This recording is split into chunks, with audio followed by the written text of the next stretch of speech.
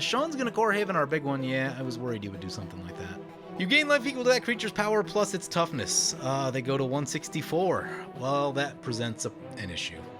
Today on Commander Replay, we check out this Olivia Crimson Bride Vampire Reanimator and find out if we can survive all 17 turns. Next on Commander Replay. Help support me and save 15% on singles by using the promo code REPLAY at mothershipaTX.com. Commander Replay t-shirts, available in orange and colors beside orange. Welcome back, everyone. Crimson Vow Week continues. We're playing some Olivia Crimson Bride today. Let's take a look at this opener. That's one land. That's not going to work. Let's mulligan that. Oh, God. Oh, I want to keep that, but that's not a good idea. I think we're going to 6. Oh, that's so tempting, but, you know, if we had a creature we could cast, I'd probably keep it. I think I'm cheating on lands a little bit too much in this deck. We might have to use this Agadeem's Awakening as a land. We'll see what happens. Keep this one. Big thing to the bottom. Big thing to the bottom. Really wanted to play that one, too. Hard to use that Kalitas. That is, man, I should just build that deck. I always want to use that card, and it's, like, hard to use in a lot of places. Oh, Sean just passed the turn. We draw an Unexpected Windfall. That would have been helpful with the big thing still in our hand. But, yeah, I guess we'll just pass. At some point, we'll find some creatures to loot and loot them. Unexpected Windfall is a card that I haven't really used. I'm not really the biggest fan of looting in non-discard decks, but I did a short on it a while back talking about cards like Faithless Looting. I think Faithless Looting is overplayed. I see a lot of Faithless Looting outside of Reanimator decks, and I don't know. It's just, it's not for me. It doesn't really generate you any advantage, and that's not what I like. I get it. It's quick, and it can fix a bad opening hand, but so can a lot of other things. Armillary Sphere fixes bad opening hands way better than Faithless Looting does. Anyway, all that to say that I don't use that much looting, especially outside of my graveyard decks, and especially these like one-shot red spells. They're not my favorite. Even in like my Angel Reanimator, I occasionally run Faithless Looting in there to like test it out and try it and stuff, but something like Unexpected Windfall that's like not even the best in that category, I'm probably not running, so it doesn't need it really. Mask of Memory does all the looting I need. That's repeatable. So let's think about this for a moment. People play stuff like Unexpected Windfall, Faithless Looting. Mask of Memory is repeatable looting and card advantage. And that's why I run Mask of Memory in like every deck and generally don't run cards like Unexpected Windfall. But anyway, we are playing a Reanimator today. We've got an Unexpected Windfall. Hopefully we get to make some treasures and loot some cool stuff and do all of that. Signet for opponent. Let's take a look at our commander. It's Olivia Crimson Bride. 6 mana 3/4, Flying Haste. When it attacks, return target creature card from your graveyard to the battlefield, tapped and attacking. It gains whenever you don't control a legendary vampire, exile this creature. A very cool ability, but also one that I'm very disappointed is not on a Boros commander. Like 4 or 5 years ago, I did a video, and if I remember, I'll link it below, talking about how there should be a Boros Angel that when it attacks, it reanimates a creature. So as cool as Olivia is, and it is very cool, I am very sad that it's not on a Boros card. And the fact that it's now printed on the face card of a set means that it's probably not coming on a Boros card. So that part is upsetting to me. But once you get past all that, I do think it's actually a really cool commander, and I do like the ability that they gave it. Brings back to our turn. There's a Strip Mine, play a Swamp, play a Bantu's Monument. We're going to need more red if we want to loot. But yeah, when they spoiled Olivia, I was like, oh, that's a cool ability, because sometimes in a standard legal set, I don't know, I'm thinking about something like the new Odric, where they kind of just made a not very good card. Or a lot of times in a standard legal set, they might just make something that's like not that relevant to Commander, but is potentially decent for standard play. And this one's cool. This looks like a Commander card through and through, although I don't know what's going on in the standard meta right now, but the ability seems strong enough that you could potentially play it in the right deck in standard. Maybe a touch small at 6 mana, but it does reanimate stuff, and you know, being able to get back even just a little bit of value late in the game can help. Back when I played standard, and this is going back a ways, I played a lot of standards, but when I was really playing a lot was around like Lorwyn and stuff like that. There was a red control deck that like it wasn't super aggressive red burn, it was like controlling red burn, and then they would use what's the card there? The demigod guy. Demigod of Revenge, that's the one. You cast one and it reanimates all the other ones. Pretty cool deck. It was a pretty sweet deck. Anyway, I can envision Olivia in a deck similar to that. Maybe some sort of red-black control, red-black vampires, who knows. But again, I haven't played Standard more or less since I started the channel. Commander takes up all of my time now. There is no time for other formats, so, you know, that just is what it is. Let's play the Strip Mine, play the Sword of the Animist. If we find a cheap creature, we can suit up that Sword of the Animist, get that second red we need, and hopefully not have to burn this Agadeem's Awakening. Would love to be able to hang on to this. Although, if we play Agadeem's Awakening next turn, I think that does give us enough to cast Olivia, and that gives us a creature in play so we can put the sword on it and, you know, get going that way. And we'll pass like that. Taking a look at what our opponents are playing today. First up is Dragon Slayer piloting Mathas Fiend Seeker, and this is the Curses deck. They're like, can I play the Curses deck? I'm like, as long as you don't hit us with Overwhelming Splendor. Card is backbreaking, and in Rakdos, there is not much in that deck, in this deck, to be able to deal with that. I don't think I have, what's the new one? The black one that shoots enchantments. Probably need to get that one in here. Probably switch it out for this Terminate. I copied this deck list over from an older deck. So this deck list was based upon the Olivia Valderin deck that I played on an EDH lounge many years ago at this point. And it's basically like a Vampire Appreciation Reanimator. Opponent putting a counter on the thing. Let's take a peek at it. So here's the list, and the goal here is that we're really just playing a lot of big vampires that are like generally too inefficient for the Edgar Markov deck, because the Edgar Markov deck just kind of wants you to play like 1 and 2 drops. So just a lot of big vampires that hopefully we can cheat their mana costs. Really want to use this Kalitas. Did film a game with this yesterday, and Kazarov actually came into play, but it was a little bit too late. But it is a cool card, just that it's maybe a touch overcosted. So just a lot of cool vampires in here. 29 creatures. Probably need to drop the creature count, maybe about 2 more, to be completely honest with you. But there's still some things I want to get into the deck. We're definitely removal light. We could use another land, or we're also a little land light. But yeah, that's basically the deck. Dump a bunch of things in the graveyard, pull them out. We got a Patriarch's Bidding, we've got a Haunting Voyage, and we've got a Rise of the Dark Realms up here. We have a Baron Sanger. I had to actually buy a Baron Sanger because there hasn't really been a deck where you want to run one up to this point. The 8 mana is pretty tough, and this is actually a reasonable deck for it since you can cheat the mana cost.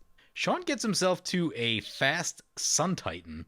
That Sun Titan gonna bring back an island. He did accidentally F6 the first turn of the game, so that sort of gets him caught up. And no one else is really running away with it up to this point.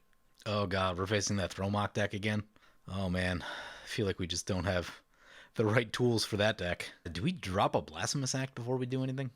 Maybe we do. Brings back to our turn. Midnight Clock, Tendershoot Triad. I mean, there's a Tendershoot Triad out there. That can't really stick. There's a Reanimator. Ooh, yeah, there's a line of play. There is a line of play. This will be savage, but a Blasphemous Act. Everything gets blown up.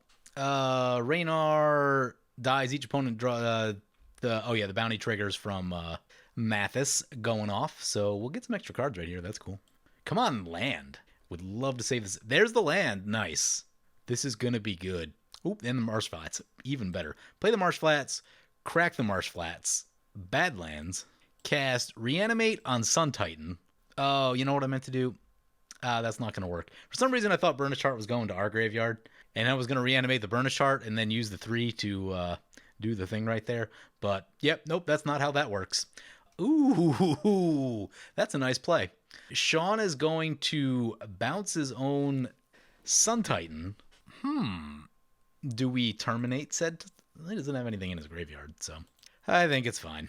Use the Sun Titan ability, get this land back. I mean, we paid 1 to ramp, and opponent had a burner removal spell, a nasty one at that, so that really isn't that bad. Crack the Marsh Flats again. Do we have anything to do? We'll be on 4, that'll be 5. I don't really want to loot yet, I want creatures to loot. I guess Smoldering Marsh? That's a Kambal for opponent. Kambal is nasty. I mean, should we just shoot that so that they don't have a million life? What is it, non-creatures? Non-creature. That player loses 2, you gain 2. On the other hand, this Thromok deck is scary. Fling is a card that you have to watch out for. So we'll probably wait. Oh, maybe we Unexpected Windfall at the end step. Just loot a land and see what happens. It's probably better than doing nothing. When your commander costs 6, you got to be very efficient with your mana. I love a 6-mana commander, but yeah, in this day and age, they can feel slow sometimes. Definitely that turn. Oh, God. We getting back to Tender Shoot? Don't love that. Don't love that. I mean, we're probably just going to have to shoot the Tender Shoot. So, that, yep. Eternal Witness, get that back. Oh, we should have Unexpected Windfall with this on the stack. Cost us 2 life. Opponent will gain 2. This Midnight Clock is going to be... They're on 8? Yeah. Thing's going to be going off soon. Shuffle your hand. Draw 7. It's pretty good. I got to remember to run that in my blue decks more. I guess I don't play blue very often. But yesterday, actually played a blue deck. The first time in a year. Exactly 1 year. 365 days. December 12th, 2020. December 12th, 2021. Well, Dimir specifically, not blue. There's been some blue decks along the way, but 1 year between Dimir decks is a long time to go. Curiosity Crafter, no max hand size. Whenever a creature token you control deals combat damage to a player, draw a... Ooh, that seems really good for that deck. Selfless Spirit, also very good. Hopefully we don't, draw dead with this Unexpected Windfall. Ooh, opponent's going to Gaia Reach Sanitarium for us. We do need that. See if we can get our way to a creature. That's a Signet. Yeah, discard the land. I'm probably also going to discard the Signet, actually. Unexpected Windfall. Discarding the Signet. There's a creature. Creatures are cool. And a mountain. Got our next land drop lined up, also like that. Yeah, another counter on that thing. Ooh. Henrika Domnathi. Let's give this one a read. Flying at the beginning of combat on your turn, choose one that hasn't been chosen. Each player sacrifices a creature. You draw a card and lose a life, or transform it. Yeah, both are cool here. Play this mountain. Can we get both? We might be able to with the cost reduction. Bantu's Monument. Get the Anawan the Ruin Sage in. I actually have this deck in paper. It's basically just it's probably one of my most casual decks. I haven't spent a lot of time editing it, but I just wanted something chill for when I played on Mr. Bever's stream one time, because they generally go a little softer there. So threw together a nice little vampire deck, and it's kind of cool, right? Because it's not Edgar Markov, right? People associate vampires with Edgar Markov because that deck was so powerful and so popular. But yeah, it's just a cute little vampire deck. Kind of fun. It's nice when you don't play a super busted commander. Anyway, I think we'll pass like that. We'll hold on to those treasures. Probably gonna have to shoot that green thing. Oh, right, we get to do the thing. What happens on the backside? Flying, Death Touch, Lifelink. Each creature you control with Flying, Death Touch, or Lifelink gets +1/+0 until end of turn. It's not awful. We'll go draw a card and lose a life. Ooh, Mask of Memory is a helpful card. Mask of Memory can get us out of this card advantage problem that we're having right here. We'll see how opponents play their next turns. Enlightened Tutor for Dragon Slayer. What are we getting? Opponent gets a Sigil of the Empty Throne. That's fine. Will give us some competition in the air, which maybe isn't the best, but as long as it's not Overwhelming Splendor or Curse of Exhaustion, both of those can wreck you. Anguished Unmaking on our Anawan makes me sad. Man, I was going to be using that to keep things in check. It's disappointing. We've still got this one. We can go each player sacrifices a creature on that one. I guess we could cast our commander, sacrifice this to itself, then bring it back. It'd be funny to make a deck that just ramps to Anawan really quickly, just drop all the Mana Vaults and Dark Rituals in there, because if you get it down on turn 3, that's kind of nasty. Opponent's going to cast Tender Shoot Dryad. Yep. We're just going to shoot that straight away. Yeah, we're just going to shoot it. Use the treasures. Not interested. We lose 2. Dragon gains 2. In the middle, we've got Cadus piloting his Thromok deck. We've seen it on the channel a bunch of times. This deck can be very scary. It is prone to awkward draws if you keep their creatures off the battlefield. Thromok is not very good by itself. It requires other things in play, so that's kind of the key to the deck. Watch out for the Fling. That one's very hard to deal with at the end of the game. And then there's Sean piloting Ranar the Ever Watchful. One that we've seen him piloting a bunch. Looks like he's got some new cards in the deck that I haven't seen before. I don't remember seeing the Midnight Clock or this Curiosity Crafter, and both of those seem like good pickups for the deck. Ethereal Valkyrie coming in. That's a pretty solid card. Enters the battlefield or attacks, draw a card, exile it. It gains foretell. Its foretell cost is its mana cost reduced by 2. It's solid. It's card advantage on a creature that flies. Solve the equation. Search your library for an instant or sorcery, reveal it, put it in your hand, then shuffle. Man, why does blue get that? And it's so hard to get a tutor for anything in white. Also, that's an uncommon. Idyllic Tutor is a rare and is much more expensive than that thing. They kind of need to decide what white cares about as a color and then, like, make tutors for that.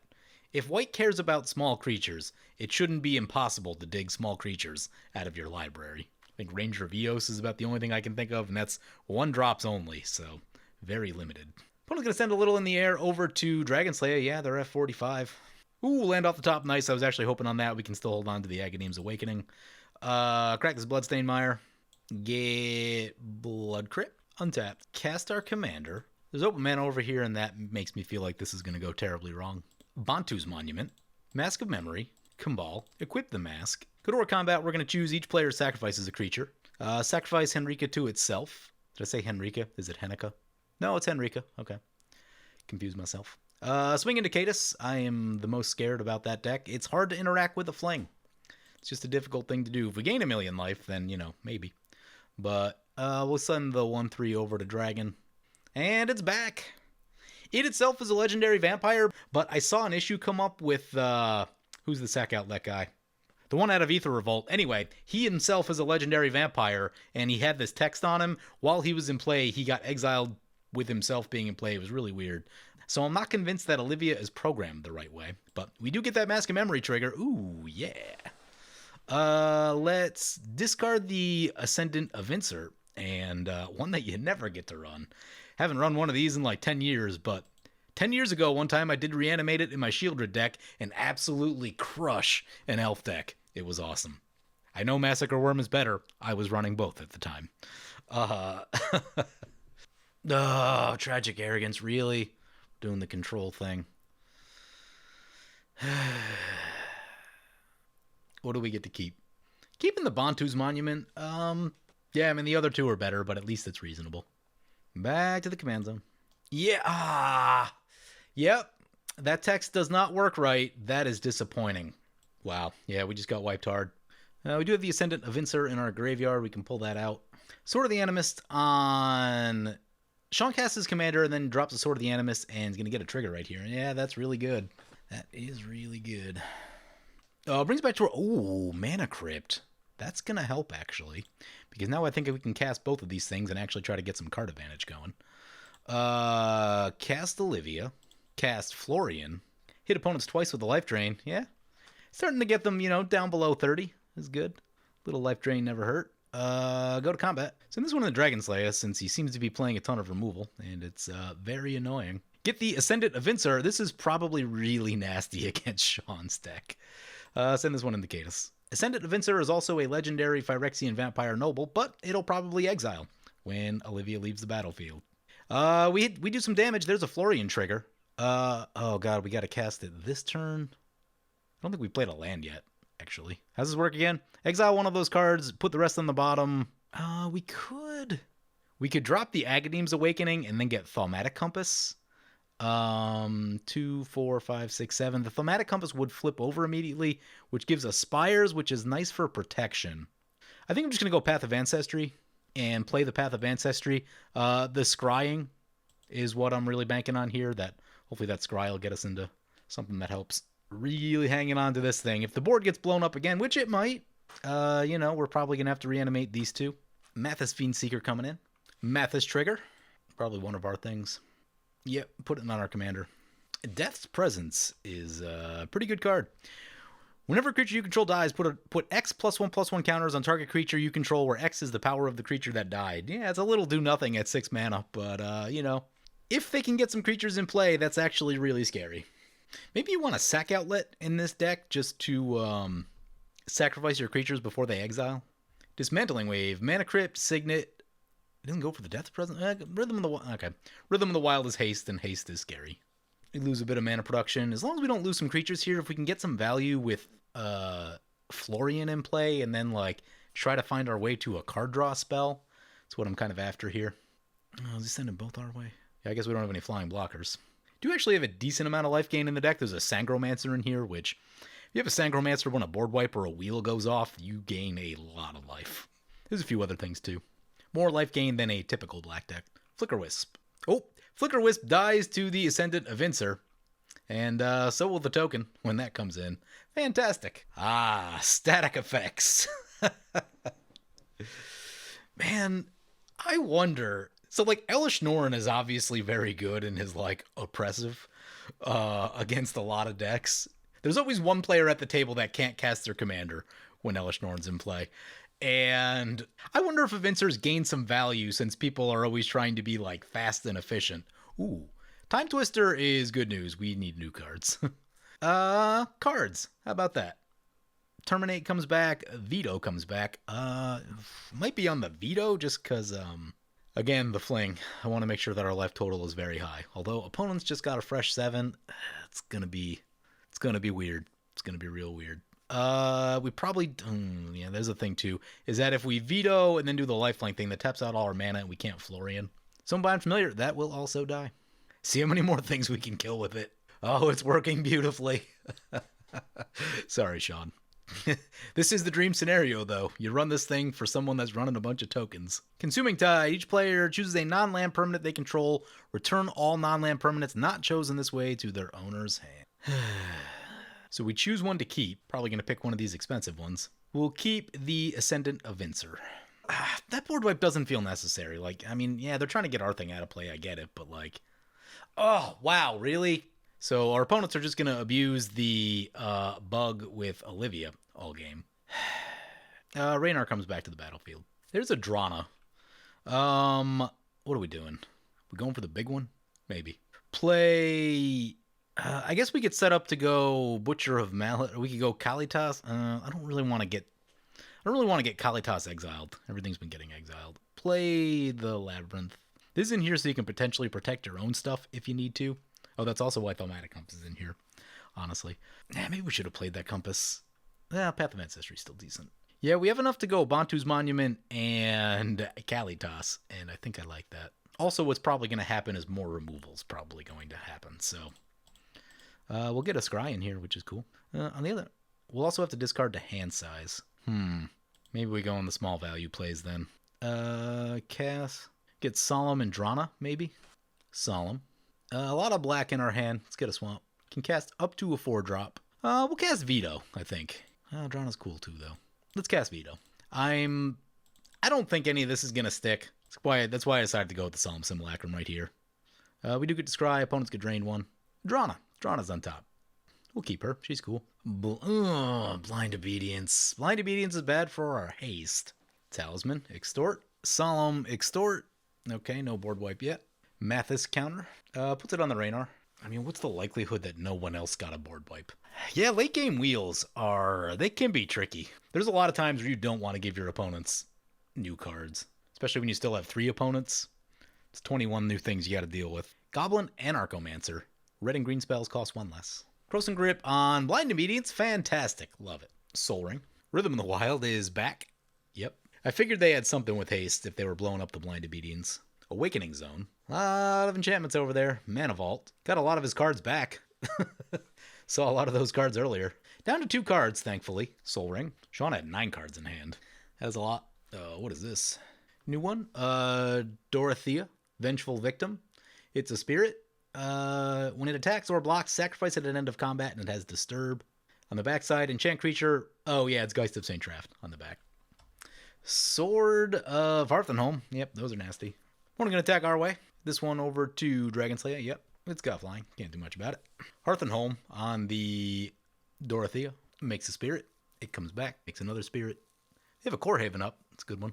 There's Drana. We'll hold Drana back. I think we have enough to go... I think we have enough to get a lot of vampires in right here. Pretty excited about this. Cast Kalitas. Bantu's Monument. Ooh. We'll hit Dragon Slayer with this one.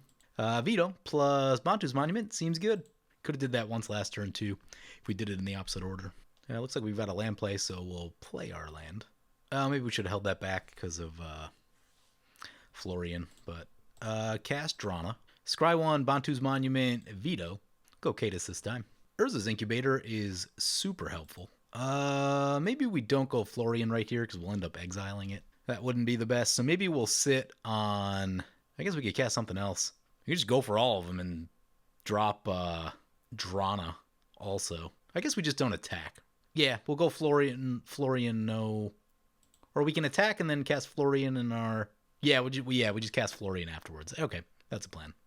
Send these two over to Kata since he has no blockers.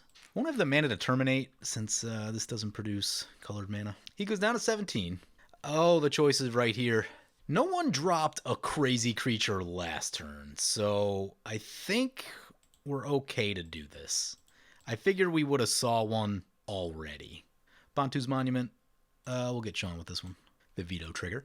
Geist Snare. This spell costs 1 less to counter target spell unless its controller pays 3. Florian going down. We can just get it back with Olivia next turn, which we may do. So we're in a pretty good spot if opponents don't have a board wipe. Sean does have some power on the board. And I feel less good about not having to terminate mana now. But if a board wipe happens, then, back to square one. It'll be a 15-turn game. Been having a lot of those lately. The games now are either 7 turns or 15 turns. There's like nothing in the middle. 15 turns takes a while to edit. It's much nicer on the editing when they're 7 turns. Opponent just passes without casting anything. What do they have? Gonna put a counter on our Solemn. Yeah, that's a good spot for a counter. Mana Vault and Awakening Zone. Ooh. Dragonlair Spider is very good. And whenever an opponent casts a spell, it's any spell, make an insect. That means on his next turn, he'll probably have enough to do concerning things with Thromok. Drops in an Ant Queen. He's empty-handed, no fling. It's good news. Oh, all this stuff's probably going to have haste. Oh, he goes +1/+1 counters? Goes +1/+1 counters, wow. Does that have reach? It does have reach. Yeah, he's got good blocking. That's got pro green, so it could get through, theoretically. Ant Queen spits out tokens. Yeah, he just did the thing. It almost looks like he might have been doing is someone going to play a board wipe? Maybe we just Kindred Dominance. We'll see how much blue mana's open. See what Sean wants to do. He could put a hurting on us if he wanted to. He's going to get us for 8 and chip away at the other opponents a little bit also.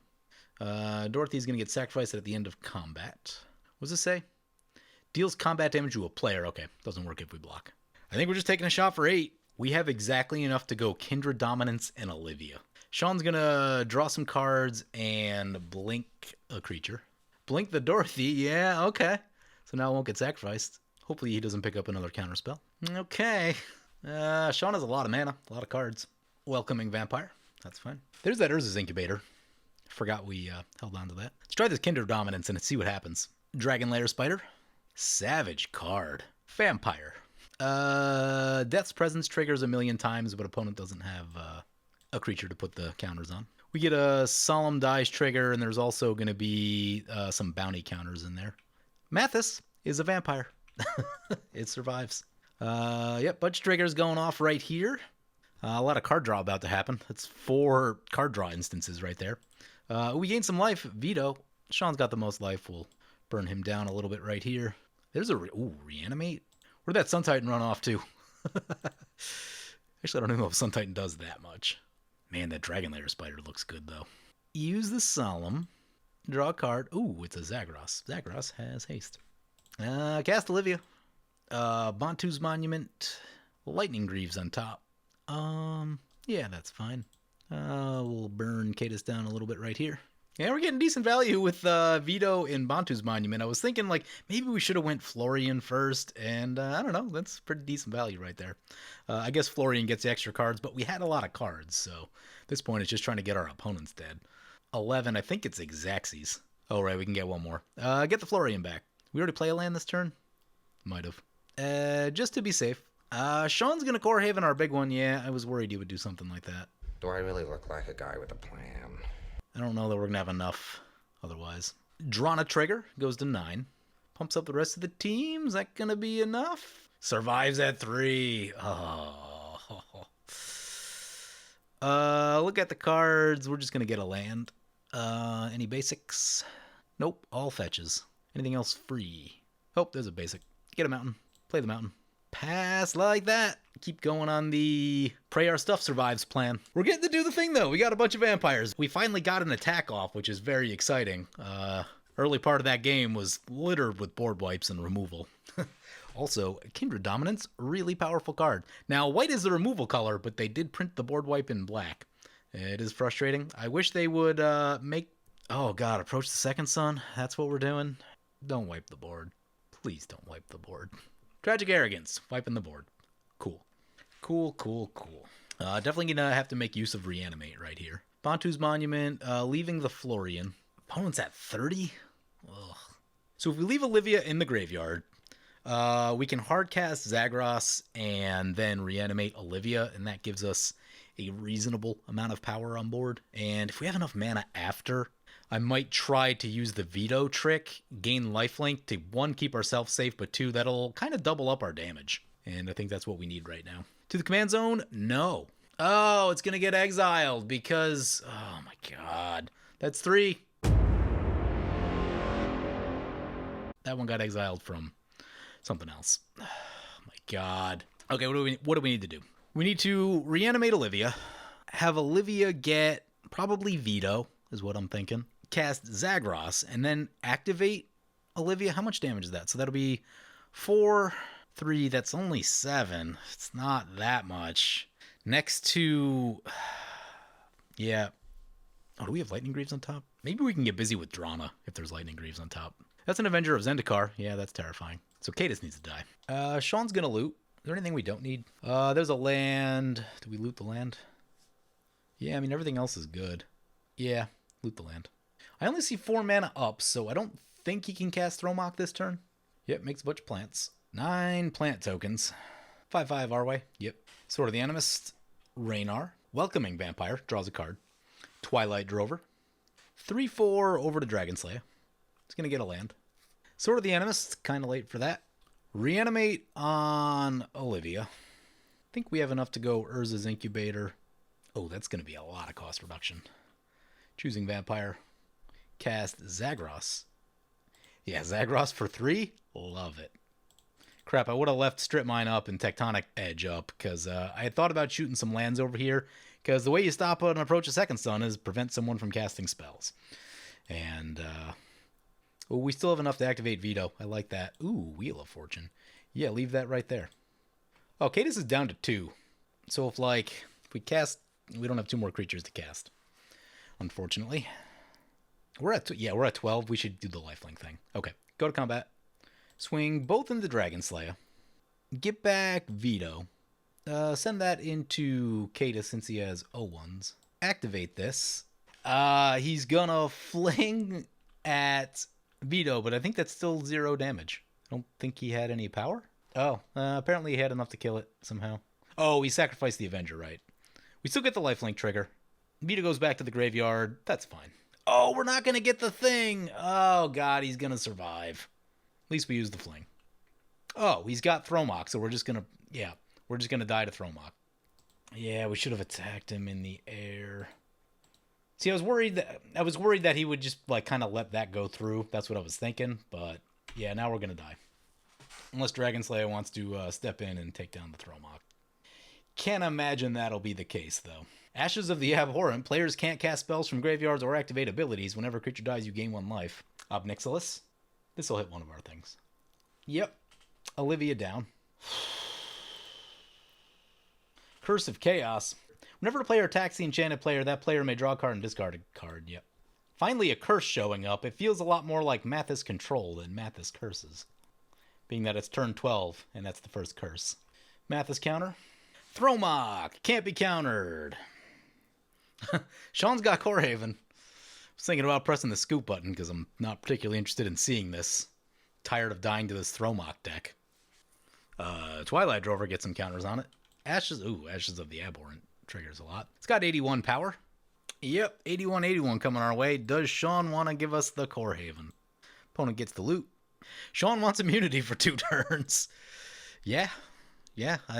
We haven't really been focusing him. I'm trying to deal with this thing so it's not going to kill us. That's what I've been doing all game because I knew we'd get into a situation like this. And Sean, toying with all of us with this Core Haven, prevented Cadis's death and now preventing our death with it. That's how I play now. I've gotten past the point of winning and losing. Now I just want to toy with people. I have an Akiri deck coming out soon that does a lot of that. You guys will see that one at some point. Damage is fogged. We're still alive. You guys, I mean, you could probably hear it in my voice. I was like pretty dejected a second ago. Been trying to kill Cadis for 2 turns. The Void Thromok nonsense. Oh, cool. Choose target creature you control. You gain life equal to that creature's power plus its toughness. They go to 164. Well, that presents an issue. So Cadis is at 164 with a giant... we have a Terminate. Terminate. Okay.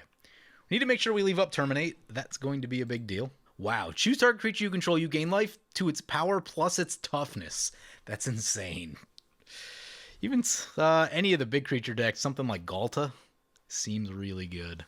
Gaining 20 or 30 life back is buys you a lot of time.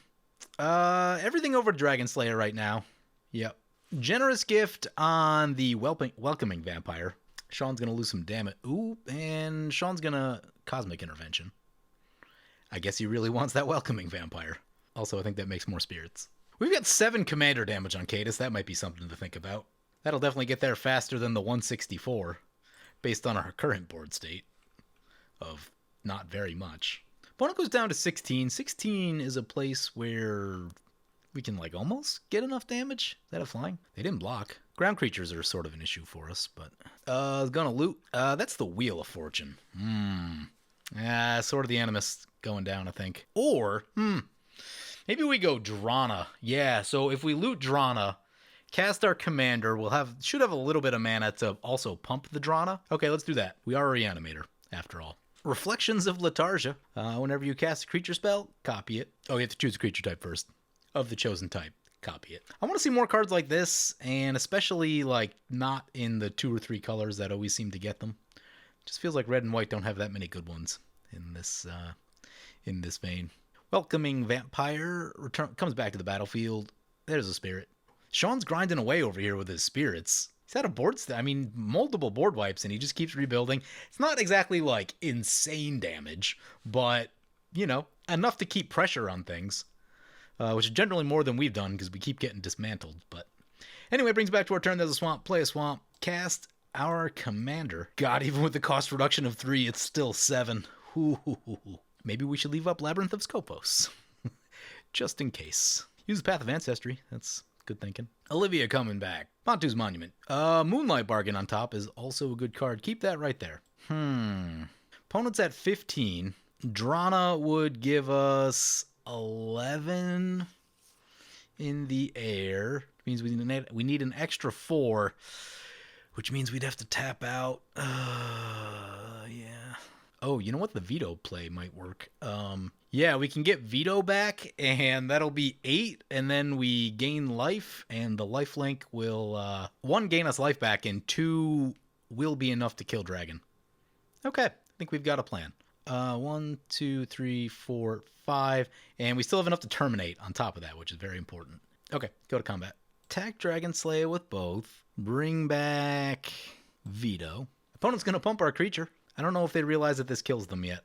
Maybe they just accepted their fate. They are tapped out. Send that one into Cadis since it'll survive by doing so. Activate this thing. There's the veto triggers. Use those to take down Dragon Slayer. I can't tell which one's which, so we'll just do them all. Oh god, it's freaking out. Opponent goes down. Finally getting someone out of this game. Since Cadis is tapped out right now, I don't know what's in his hand, and I'm not going to chance it. So we're just going to shoot his commander. Don't know if it's a protection spell. Could be a fling, which doesn't help us. Kazul's Fury, or whatever it is. Let's just not mess around with that. Back to 29. Sean's got damage. I mean, if we figure out a way through Cadis, he can actually put a hurting on us on the way back. Beacon of Creation. For each forest you control, that's 5. That doesn't get us killed, I don't think. No, it does, because that's 25 commander. Oh, I don't think he can afford to recast his commander. Oh, thank God. 2, 3, 4, 5, 6. Maybe he could. He's in combat, though. I said he accidentally hit his next phase button. Yeah, we're going to survive a turn. Fantastic. Because we probably wouldn't otherwise.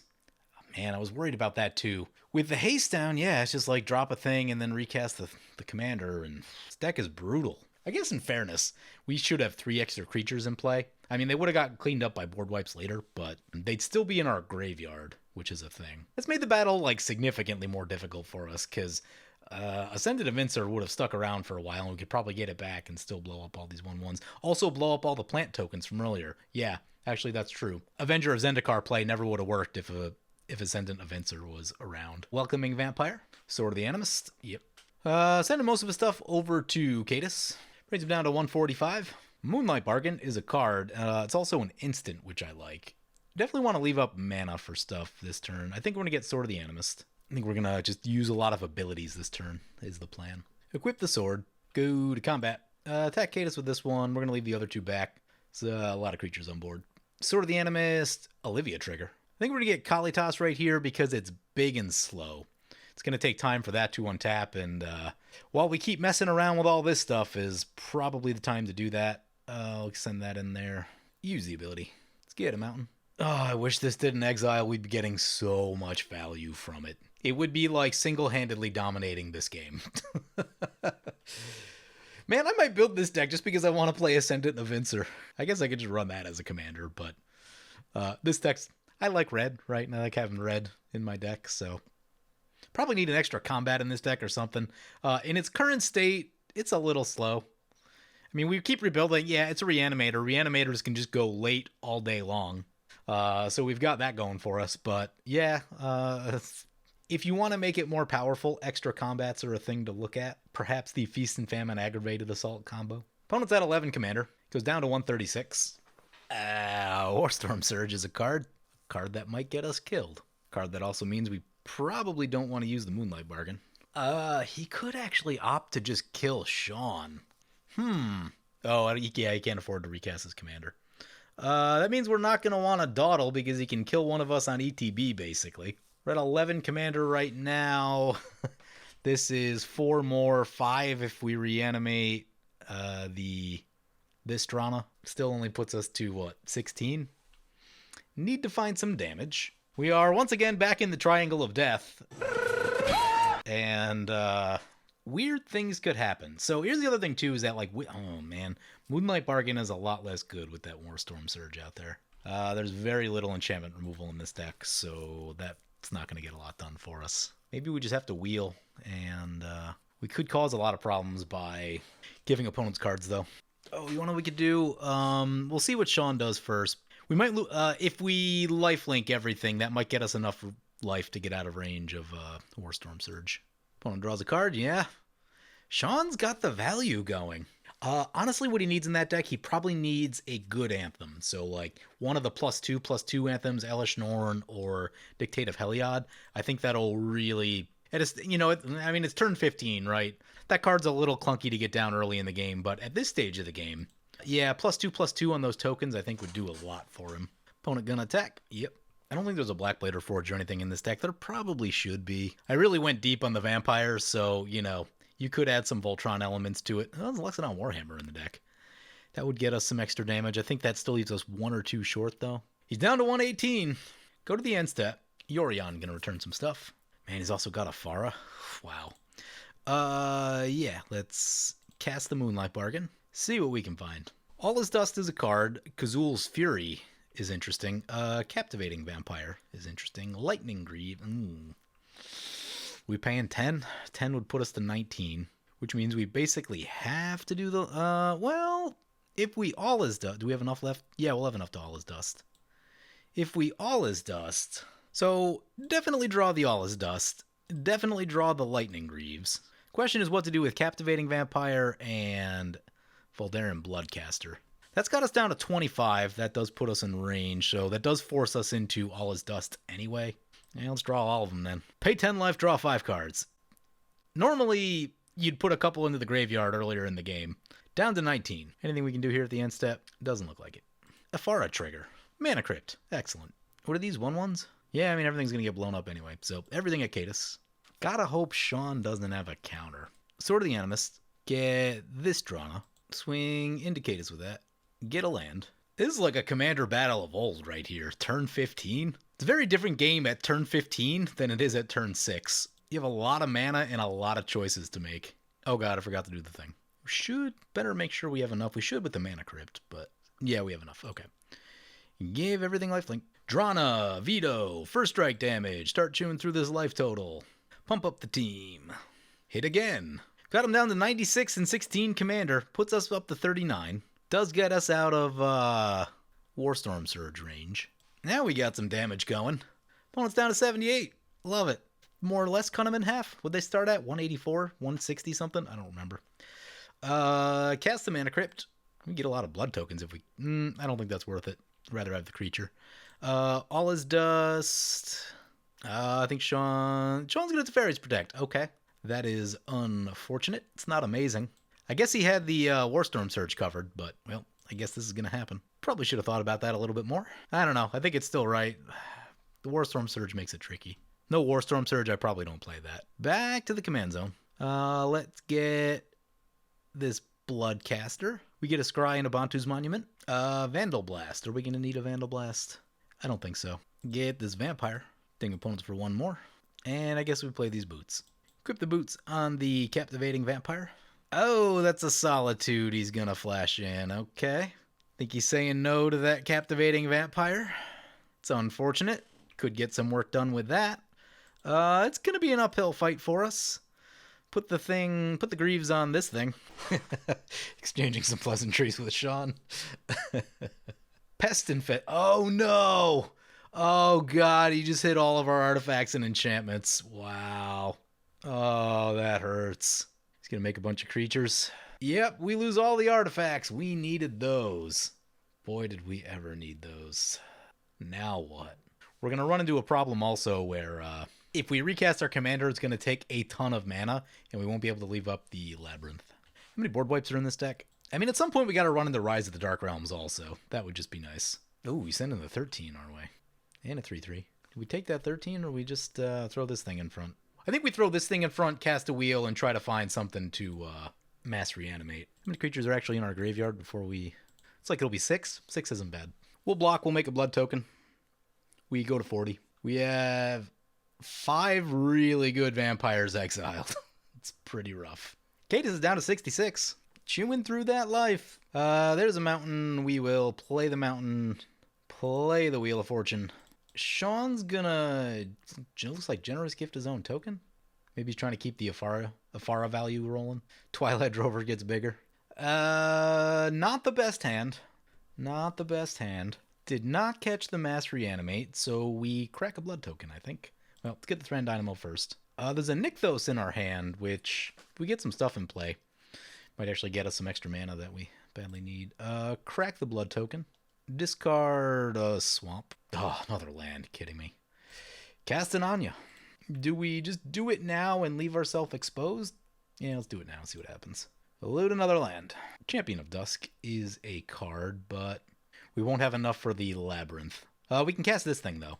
Use the Path of Ancestry. Can't believe we didn't catch a mass reanimate. There's 3 of them in the deck. 48 cards left in the deck. Dolmen Gate is fine. Yeah, we'll hang on to Dolmen Gate. We're probably going to need it if we use the ability there. Opponent's going to counter our creature. Fantastic. That's what he uses it on? Yeah, we're going to sit on the Labyrinth. Try to avoid dying to things. Thromok coming in. How big they going to make it? Does he just go all of them? Man, our timer's running low. Probably going to have to loot the Urborg just because it's going to take too long to tap mana. A bunch of pests. Trigger. Yep. I mean, we can just have 6. He gains a bunch of life. Thromok's got 49 power. We are in Fling range. Fling is in his graveyard. The question is, where is... Oh, Momentous Fall. Is that 49? He's going to draw most of his deck right here. Oh, and gain a ton of life. Yeah, sacrifice creature. You gain life equal to its toughness. Draw that many cards. So he's back to 115. All that work we did. All that work. He also has 55 cards in hand. You better drop a Reliquary Tower. Oh, if he does drop a Reliquary Tower, I'm going to strip mine the bejesus out of it. Problem is we're going to be... Oop, that's a 21 power creature. That does put us, like, within range of dying to that. Hopefully he doesn't drop a Reliquary Tower and we don't have to do that. There's a Mana Crypt. He appears to have a max hand size. 2 wheels and we could kill him. We already used our good one, though. Yeah, he's got a max hand size. He's going to have to discard. Honestly, I'd be surprised if the game doesn't crash when he tries to discard right here. Skyclave Apparition. Anya. 2 Skyclave Apparitions? Okay. Do they have to go for these tokens just to get them out of the way? Because this thing is a ground creature. It's going to draw a card. Yep, exiles Anya. Awesome. Oh, that's an Arachnogenesis. What's the wording on that? I feel like that doesn't protect us. Does that get us killed? Exiles Mana Crypt. Prevent all combat damage that would be dealt by non-spiders. Okay, those aren't spiders. Skull Clamp. Oh, God. Actually, surprisingly few 1/1s. He can get more, though. Boots. Mistveil Plains. Thassa. Gaia Reach. Yeah, we need that. Oh, it's right. It's Dolmen Gate. That's not helpful. Get rid of the Urborg. Hope that next card's a Mass Reanimate. Even if it is, like, I don't know that we can overcome this board. That All Is Dust needed to resolve. I mean, maybe another board wipe. If we can wipe Sean's board, we might be able to survive. But based on the fact that he has everything and we have nothing, it's pretty rough. Drog Skull Captain. Cadus wants to be friends. He's got a lot in the air. Oh, we can Dolmen Gate, right? We can Dolmen Gate and get our stuff so it doesn't die. That'll be good. Brings it back to our turn, a Afara trigger. Oh, really? Wow. It lagged, and now we're in our combat step. Fantastic. What could be better than that? Nykthos. Oop, that's not right. Dolmen Gate. Olivia. How much is this, Olivia? 11. Good God. Scry 1. Patron of the Vein is actually pretty reasonable. Keep that on top. Olivia trigger. May discard a card. No, we'll hang on to our stuff. Pass like that. He discarded Kazul's Fury. I wonder if he has a way to just bolt Sean in the face. It'd take him a lot of mana. He did just drop a Gaia's Cradle, though. A Beacon of Creation. It's back. You do shuffle it into the owner's library. 6 tokens.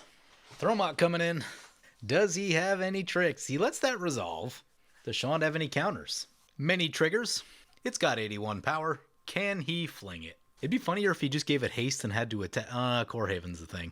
If you put, like, boots on it. Oh, okay. There's the haste. Trample and haste. We're going to intervene. Oh, no. We're already in the combat step. Ooh, he tapped Corehaven.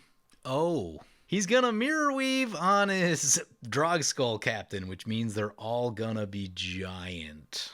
Yeah, you could eat 3 or 4 of them. Why does everyone refuse to die this game? Despite your best efforts, you refuse to die. I'm not Energizer Bunny. No one's dying. Turn 17. Messenger speed. It's nice. I'd probably go Footfall Crater instead, honestly, because you just put that on a land and it'll probably stick there. Oh, that's a Chandra's Ignition. Does Sean have a Swords? And we both die. Yep. That's going to be a what did we learn situation. Don't leave the Thromok deck alive. Yep. Well, that game went much longer than I'd hoped. We got to see a lot of the deck, but, like, we didn't really get to see that many of our creatures stay in play for more than a turn, which was kind of frustrating. We also lost, 4 or 5 creatures to exile, a couple of them from Olivia's ability not working right. That wasn't the best. So if this doesn't get exiled because it would have just stayed in play, our opponents never have tokens. And all of the bad things that happened to us from tokens, Avenger of Zendikar and a number of other things, all cease to be. Because you can definitely bet that I keep getting this thing back from wherever it was, right? Based on how much it hoses everyone else's deck. So that was frustrating. I think if our creatures stayed in play the way they're supposed to, I think we would have had the tempo to win, because there were multiple situations where we still had something in play, and that's a lot of damage and value that we lost by those creatures getting exiled. As far as the deck, we need protection spells so badly. Malakir Rebirth, I think, one worth adding. We never found the Haunting Voyage or the Patriarch's Bidding, which was frustrating, or Rise of the Dark Realms. That wheel, when we cast the wheel was really bad because we got mostly lands and everyone else got really good stuff. So I was worried about that, but we were just in a situation where we couldn't do that much else. I think that was after the All Is Dust backfired. We need that thing that destroys enchantments. Feed the Swarm. Rakdos. Oh man, Rakdos Charm would have been hilarious. We need a High Market in the deck. And we need a couple more card. Anya, Maid of Dishonor, probably one of the worst ones in the deck. sacrifice that one. Get rid of that one, and that should be a little bit better. I mean, maybe, probably put like an Altar of Dementia. Probably need some way to get artifacts back also. Let's get a Buried Ruin. Both games I played with this deck, my artifacts got blown up. It was not amazing. Need to cut 2 cards. Cut the tutor. You can add one if you want to, but it's not really necessary in the deck list. Unexpected Windfall. Well, it like wasn't really the best, but might be a little too slow, honestly. I don't know. Yeah, we'll just cut that. Anyway, hope you guys enjoyed the video. As always, feel free to comment, like, or subscribe. Thank you for watching. I want to thank my awesome Patreon supporters. You guys are awesome. If you want to help support the channel, vote on which decks I play next, or if you're just looking to get a game of webcam EDH going, be sure to check out my Patreon at the link below.